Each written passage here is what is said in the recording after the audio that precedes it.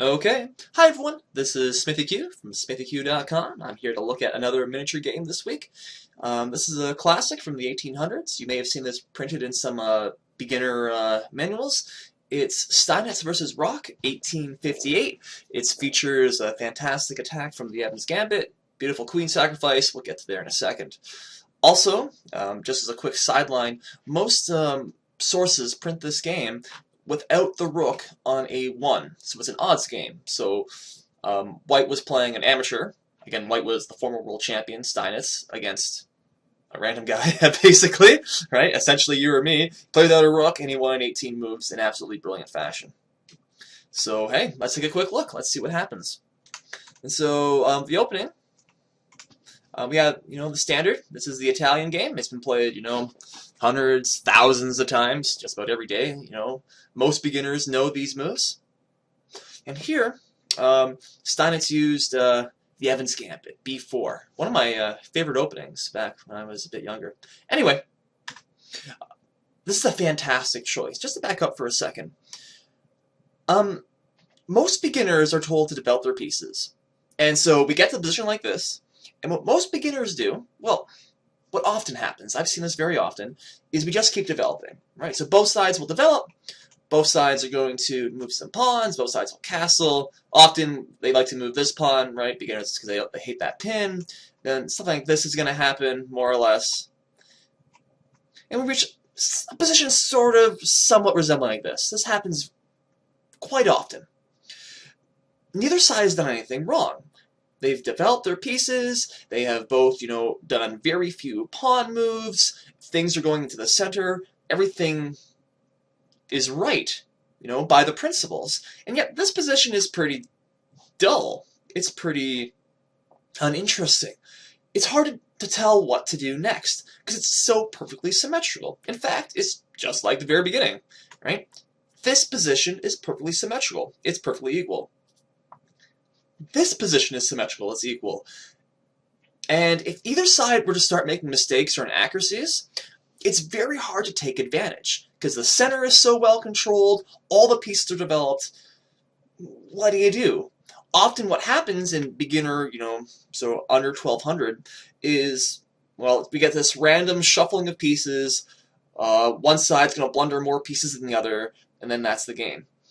Which isn't the most interesting thing in the world. Compare that with this, the Evans Gambit, where we got b4. If you've never seen this before, we'll just do a couple moves. The idea is we're going to play c3. We've got d4. Black usually takes, castles. And if we look at this position is now far from dull. White has sacrificed the pawn. Well, he's technically down 2 pawns, but he's probably going to win this pawn back. So he's down a pawn. But in exchange, he's got all these open lines. So the ideas include bishop a3, which eyes down to f8, which is going to prevent black from castling. That's interesting. Queen b3 wants to come, in which we've got this powerful battery hitting on f7.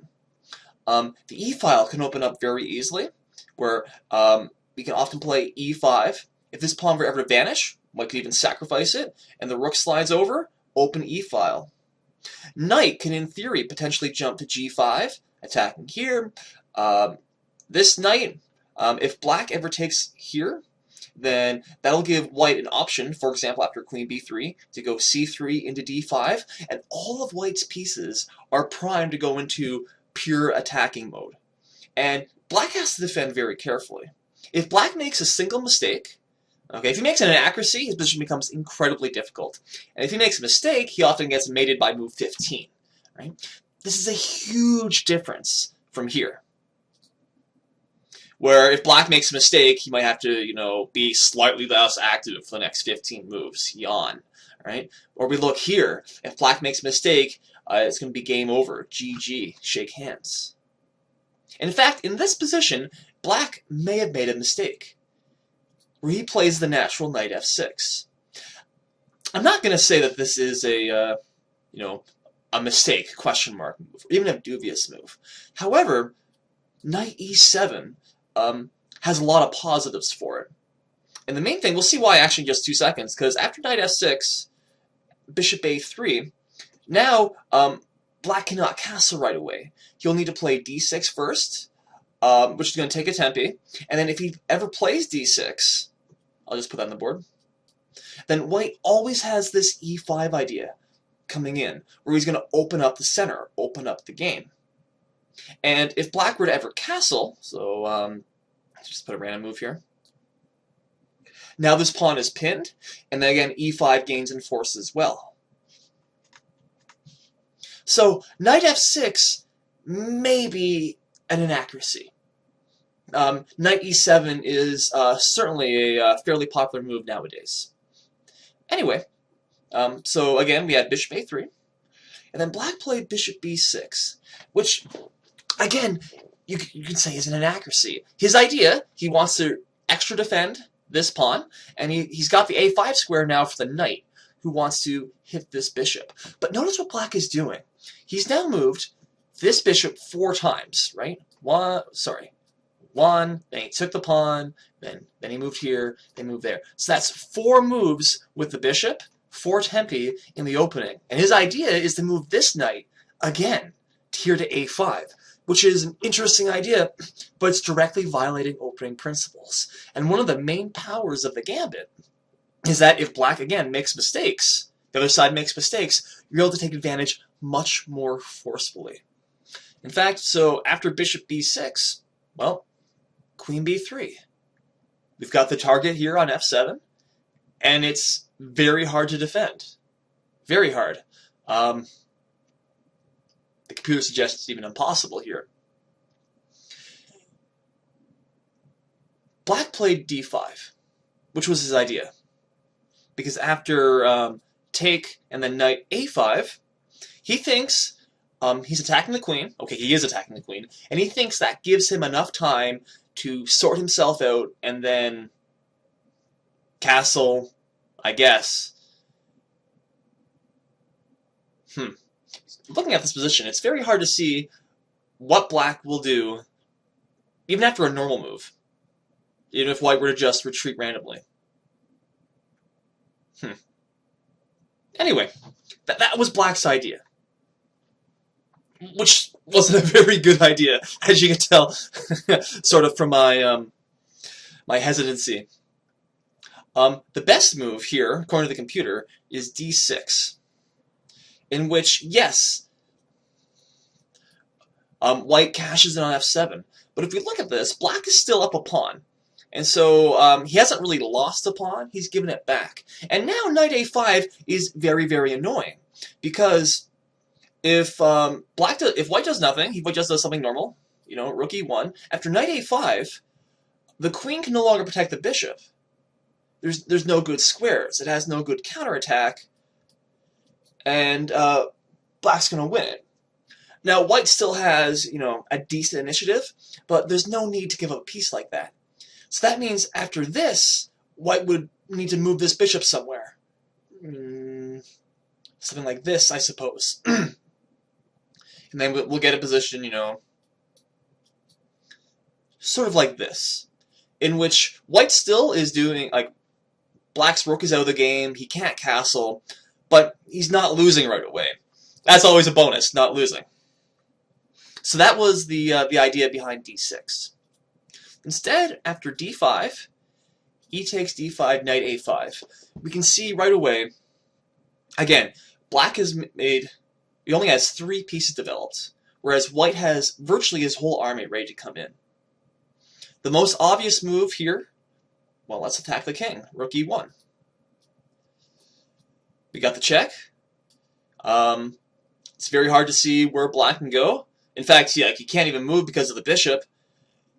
He played bishop e6. Which again is his idea because he thinks white cannot take it because of the threat to the queen. And here's where white simply unleashes a fantastic combination. So he takes it regardless. Sacrificing the queen, and if we just, well, let's just admire this pretty combo. So it's check. Double check, in fact, pawn and the rook. So he moves. Check. King moves again. And we can see the king is slowly marching to his doom, closer and closer to the white forces. until it's finally checkmate, which is a beautiful final combination. Now, many beginners, I remember when I first saw this game, have, they're going to think, holy cow, how can I possibly calculate, what is this, 8 moves into the future? Looking at this, how can I sacrifice my queen and calculate 8 moves? But in this particular position, it's actually not that bad. Because if you'll notice, everything is a check starting from this position. And so it's surprisingly easy to calculate. White has 2 checks here. He can play bishop b5, or he can play e takes f7. Well, bishop b5, c6.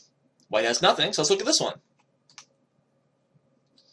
Alright, again, in this position, white has 2 checks. Bishop b5, or bishop e6.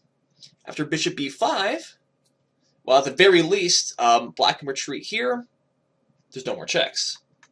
After bishop e6, whoops, let's not grab that rook.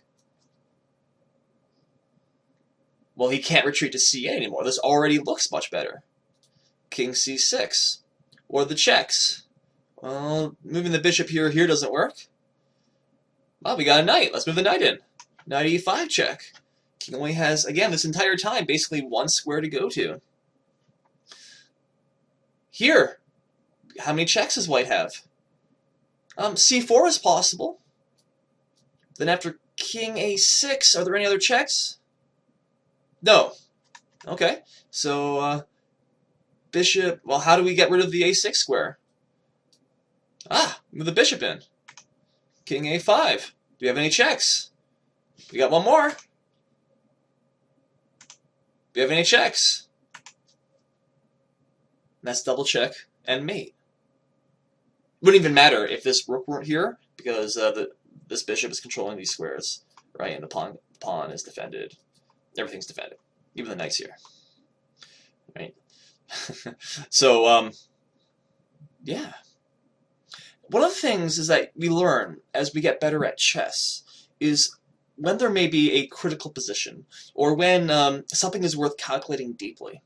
In this position, after black had played d5 and then knight a5, is we need, intuitively, I realize that black is underdeveloped, his king is in the center, there's likely some tactics.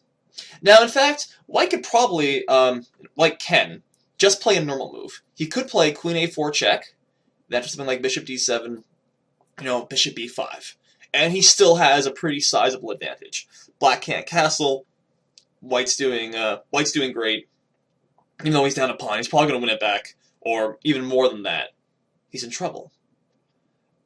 But, because I know that black has made these several inaccuracies, he's moved his pieces many times, he's opened the center when he can't castle, it's a good time to dig deeper and look for the extra normal moves, the extraordinary moves, something extraordinary.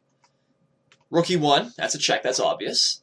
When I look at this, all you have to see are the forcing checks after, right? Now again, as a beginner, this can seem daunting, but it's incredibly forcing. Starting from here, black has no choice, and all you have to do is follow the checks. And so as far as queen sacrifices go, as far as king hunts go, this one isn't that bad, and it sure is pretty. And so I just do, a quick recap. The power of gambits is that if white played normally, would he have won? Well, he's the former world champion, so probably. Would it have been this easy? By playing gambits, we allow our opponent's mistakes to be magnified. Every mistake becomes that much easier to punish, to the point in which, well, how many mistakes did black really do? Right? So here, he played knight f6, which may be a mistake. Like, it's not fatal, right? But it makes it slightly harder for him to castle. Then here he moved this bishop back. He's defending his pawn. That should make sense, right? He wants to keep his material, but that's costing him time. And then white uses that time to attack, and then black, he can't think of anything better than d5, which at first blush may not seem that bad, but in fact, it's losing pretty powerfully, as we see just a few moves later. So black's mistakes up to d5 aren't incredibly obvious, and yet white can take advantage. That's the power of gambits, and the Evans Gambit in particular, just absolutely fantastic. And we can see once you get the king going, just keep looking at checks, and something good just might happen. Okay, so that's it for now. I'm SmithyQ, SmithyQ.com. You can check out my blog. If you like this, comment, subscribe, do that. That'd be amazing. Love to hear your thoughts on what else you'd like me to see. I've got a video coming out soon on the, what's the next video I'm doing? I never remember. So if you subscribe, you'll find out. Or if you ever want to talk, again, leave a comment, visit my blog, chess.com, wherever. Love talking about chess. And well, that's it. So thanks for watching. Thanks for listening. Bye for now.